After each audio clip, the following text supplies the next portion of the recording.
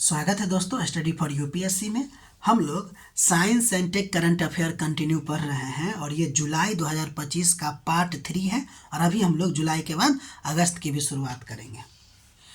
ठीक है, तो देखिए इसमें आपको एक टॉपिक चर्चा में था, उसका नाम था गोल एस्टेट मोबाइल एप्लीकेशन। ये एक प्रकार का, तो पहली बात तो समझ लीजिए कि मोबाइल एप्लीकेशन है।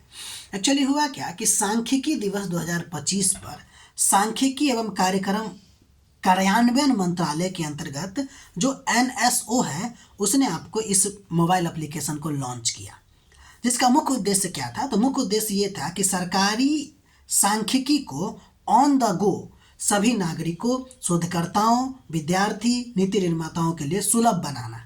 ठीक है, और साथ ही साथ यह देश के विकास, अर्थव्यवस्था, रोजगार, मुद्रास्फीति, GDP और सामाजिक आर्थिक सर्वेक्षणों के डाटा के लिए डायरेक्ट एक्सेस प्रदान करना।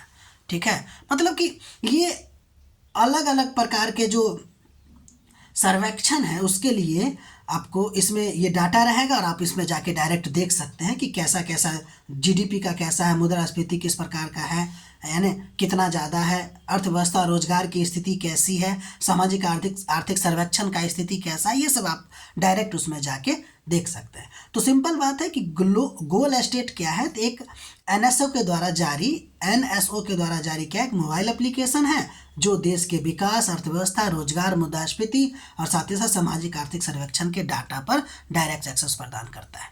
ये बात ध्यान रखिएगा। इसके बाद एक और टॉपिक चर्चा में था जिसका नाम था GoSat GW। ये क्या है, तो एक्चुअली में ये जापान ने क्या किया था कि ग्रीन हाउस गैस की वैश्विक निगरानी के लिए तनेगाशिमा अंतरिक्ष केंद्र से इसको लॉन्च किया था। ठीक है, ये एक सैटेलाइट है, समझ लीजिए, global observing satellite for green house gas and water cycle. यहाँ से आपको एक समझ में आ गया होगा कि GoSat GW का उद्देश्य क्या है। तो इसका उद्देश्य है green house gas and water cycle का पता लगाना। इसको किसने लॉन्च किया था, तो जापान ने लॉन्च किया था। ठीक है, तो पहली बात तो ये है, क्या आपको बताते हैं एक एक करके, ये तो चर्चा में क्यों था वो पहले बताएं। अब देखिए, ये जापान का अत्याधुनिक अर्थ ऑब्जर्वेशन सैटेलाइट है जिसका उद्देश्य है ग्रीन हाउस गैस का वैश्विक मॉनिटरिंग करना, जल चक्र और जलवायु प्रणाली का अध्ययन करना। ठीक, ये बात आप समझ गए। आधुनिक या अत्याधुनिक अर्थ ऑब्जर्वेशन सैटेलाइट है जो ग्रीन हाउस गैस और जल चक्र के बारे में बताता है। कौन बताता है, तो ये जो मतलब कि सैटेलाइट है जिसका नाम क्या है, जिसका नाम है GoSat, है ना। इसको पता ही है, जापान का जो एजेंसी है उसका नाम क्या है, JAXA, यानी कि जापान एयरोस्पेस एक्सप्लोरेशन एजेंसी ने इसको विकसित किया है। ये बात भी ध्यान रखिएगा। अब देखिए, इसमें कुछ प्रमुख उपकरण है उसके बारे में ध्यान रखना है, जैसे कि TANSO 3।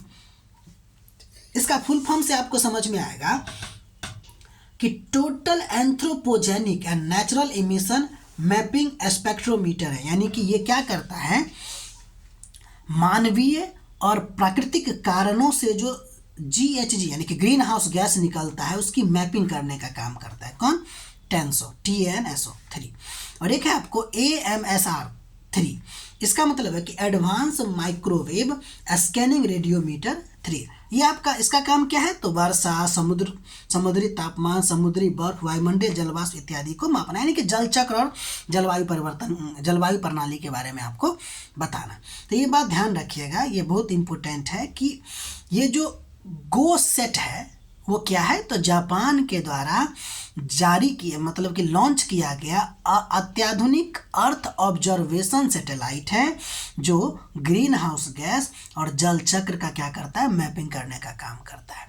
इसमें दो प्रमुख उपकरण शामिल हैं, एक TANSO 3 और एक AMSR 3, और दोनों का अलग अलग काम है। TANSO 3 का काम है GHG यानी कि ग्रीन हाउस गैस का मैपिंग करना, और ASMR का काम है आपको जल चक्र के बारे में मैपिंग करना। ठीक, अब हम लोग आगे बढ़ते हैं और अगस्त 2025 का देखेंगे साइंस एंड टेक का न्यूज। देखिए, इसमें एक टॉपिक चर्चा में यह था कि एयर ड्रॉप टेस्ट किया गया था गगनयान मिशन के लिए इसरो के द्वारा। तो भाई ये एयर ड्रॉप टेस्ट क्या है, तो देखिए इसमें होता क्या है कि एयर ड्रॉप टेस्ट में कोई हेलीकॉप्टर होगा या विमान होगा से क्रू मॉडल जिसमें आपको अंतरिक्ष यात्री जाएगा उसको समुद्र में गिराया जाता है, फिर इंडियन नेवी की मदद से उसको सुरक्षित बाहर निकाल दिया जाता है। यही है आपको एयर ड्रॉप टेस्ट। इस टेस्ट का मकसद क्या होता है? मकसद ये होता है कि पैरासूट सिस्टम जो है वह सही से खुल रहा है कि नहीं खुल रहा है, कैप्सूल सुरक्षित तरीके से यानी कि वो जो क्रू मॉड्यूल है वो सही तरीके से नीचे उतर रहा है कि नहीं उतर रहा है, समुद्र में गिरने के बाद सुरक्षित रिकवरी हो पा रही है कि नहीं, उसमें जो रहेंगे अंतरिक्ष यात्री वो सही से रह पाएंगे कि नहीं रह पाएंगे। ठीक है, तो ये होता है air drop test. Gaganyaan mission का लक्ष्य क्या है कि भारत को ह्यूमन स्पेस फ्लाइट नेशन बनाना, यानी कि इंसान को अंतरिक्ष में भेजना और सुरक्षित वापस लाना, ये इसका उद्देश्य है। और इसी के लिए एयर ड्रॉप टेस्ट या अलग अलग प्रकार के परीक्षण आपको चल रहा है। ठीक, तो एयर ड्रॉप टेस्ट में ज़्यादा नहीं पूछेगा, ये पूछ सकता है कि इसका मकसद क्या है, तो पैरासूट सिस्टम सही से खुल रहा है कि नहीं खुल रहा है, ये है जिसको इसरो ने किया था गगनयान मिशन के लिए। अगला नंबर देखिए, एक न्यूज है। न्यूज ये था कि जो उत्तर भारत के चावल उत्पादक राज्य हैं ना, जैसे कि पंजाब हो गया, हरियाणा हो गया, उसके कुछ हिस्सों में एक वायरस जिसका नाम है southern rice black स्ट्राइक्ड dwarf virus SRBSDV,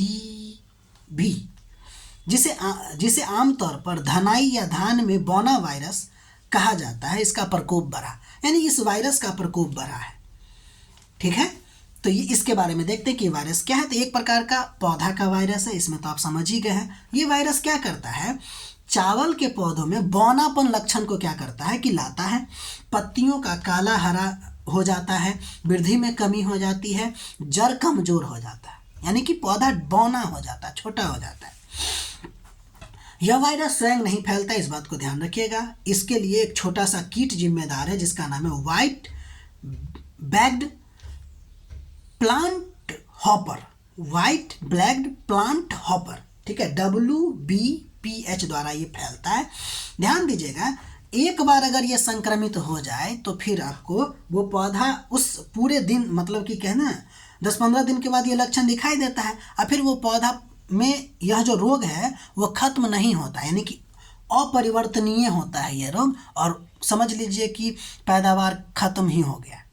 ठीक है, तो ये इस तरह की बातें हैं कि एक बार संक्रमित हो जाने पर यह रोग अपरिवर्तनीय होता है और लक्षण 10 से 15 दिन के बाद दिखाई देता है। ठीक, अगला नंबर टॉपिक और ये लास्ट नंबर है कि एकीकृत वायु रक्षा हथियार प्रणाली, यानी कि IADWS, integrated air defence weapon system. ठीक है, DRDO ने और ये चर्चा में क्यों था, तो उड़ीसा के तट पर आपको इसका परीक्षण किया गया था DRDO के द्वारा, इसलिए चर्चा में था। तो ये है क्या, बस इतना जानना है आपको। तो यह एक व्यापक सैन्य प्रणाली है, यानी कि एक व्यापक है जो किसी भी देश के हवाई सीमा को शत्रु विमान, मिसाइल और ड्रोन से बचाने के लिए समन्वित तरीके से काम करता है, यानी कि कोई ये अकेला हथियार नहीं होता है, बल्कि अलग अलग रडार, सेंसर, कमांड कंट्रोल, शस्त्र प्रणाली का संयुक्त नेटवर्क होता है, यानी कि एक साथ बहुत सारा चीज़ इसमें मिला होता है। ये नेटवर्क है और जो मिलकर एयर डिफेंस को क्या करता है, सशक्त बनाता है। अब देखिए काम कैसे करता है या उद्देश्य क्या है। पहली बात तो ये हवाई खतरा को पहले पहचानता है, जैसे विमान से हो रहा है कि क्रूज मिसाइल से हो रहा है कि बैलिस्टिक मिसाइल से हो रहा है कि या ड्रोन से हो रहा है, इसको पहचानता है। एकीकृत वायु रक्षा प्रणाली पहले किसी चीज़ को पहचानता है, हवाई खतरे को, फिर उसको ट्रैक करता है और फिर अपना लक्ष्य निर्धारित करता है, और उस लक्ष्य निर्धारित करने के बाद कौन सा शस्त्र उसके लिए ज़रूरी होगा ताकि उस टारगेट को डिस्ट्रॉय कर सके, उसको वो लक्ष्य क्या करता है, सौंप देता है। ठीक है, अब वो खतरे को, वो जो शस्त्र है वो क्या करेगा, उस खतरे को समुचित और समयबद्ध तरीके, यानी कि समयबद्ध विनाश कर देगा, यानी कि खत्म कर देगा। ठीक है, अपना भारत का एक एग्जाम्पल है, भारत का जो आकाश सैम है ना, वो एकीकृत वायु रक्षा प्रणाली है। इसी तरह आप कह सकते हैं कि ये जो है इजराइल का जो है वो उसका नाम है आपको आयरन डोम, है ना। तो ये सब आपको क्या होता है कि एकीकृत वायु रक्षा प्रणाली। इसमें सिर्फ ये परिभाषा ध्यान रखिएगा कि एक अकेला हथियार नहीं बल्कि अलग अलग हथियारों का एक जमावड़ा नेटवर्क होता है। ठीक, तो ये है आपको साइंस एंड टेक का करंट अफेयर, जिसमें हम लोगों ने जुलाई समाप्त करके अगस्त का शुरुआत कर दिया है। ठीक है, आप लोग इसका नोट बनाइए। अगर हमारा प्रयास आपको अच्छा लग रहा है तो लाइक कीजिएगा, शेयर कीजिएगा, सब्सक्राइब कीजिएगा। मिलते हैं अगले वीडियो में।